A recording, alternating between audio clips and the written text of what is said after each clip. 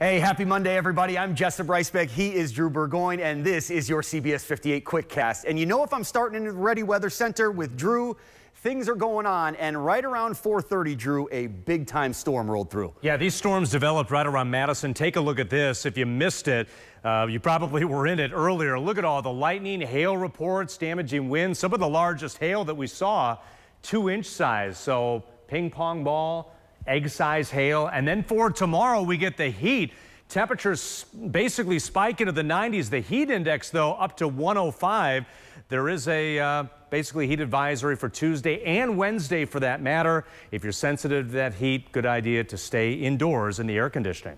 All right, Drew, thank you so much. And with those warnings and those high temperatures that are coming, the Milwaukee Health Department encouraging all of us to check on vulnerable people to make sure their AC is working. And they want everyone to have a plan for the hot weather, including a place to go to cool off if you need to stay safe. Important stuff for parents of little ones now. Several community groups banding together to donate 1,000 cans of powdered baby formula, enough for about 30,000 infant feedings in the Milwaukee area. An important effort right now during a time when formula can be hard to find. Volunteers will hand out the cans of Similac Advance at Hyatt Pharmacy on Layton Avenue starting Tuesday at 9 a.m. A new effort to help people suffering from domestic violence. Our Emerson Lehman explains.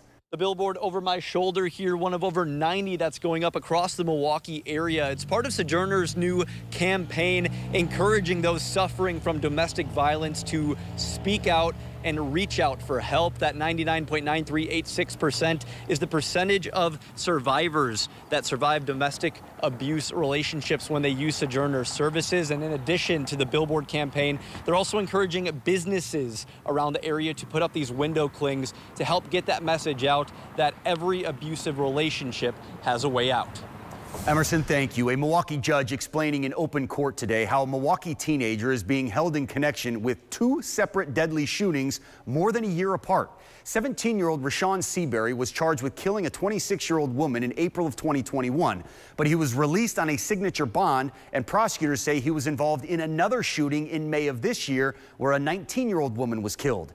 In bond court today, the judge explained Wisconsin laws required Seabury to be released after his trial was delayed because prosecutors couldn't produce a key witness in a timely fashion.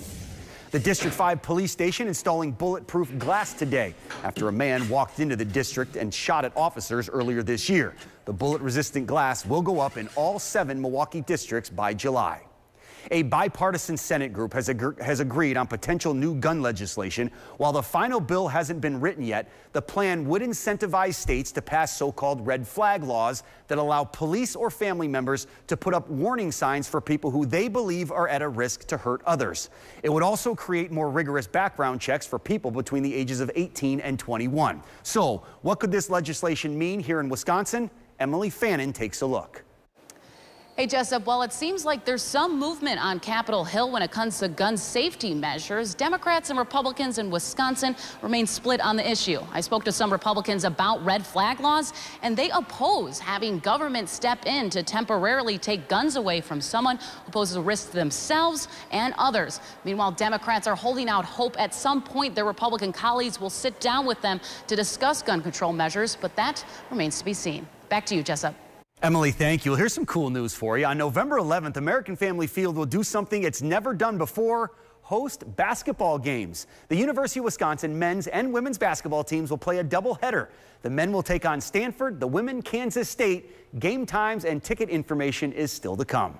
And tonight on the CBS 58 News at 9 and 10, we'll have the latest damage reports after today's severe weather and a big announcement for Wisconsin charter schools, how millions of dollars could be spent.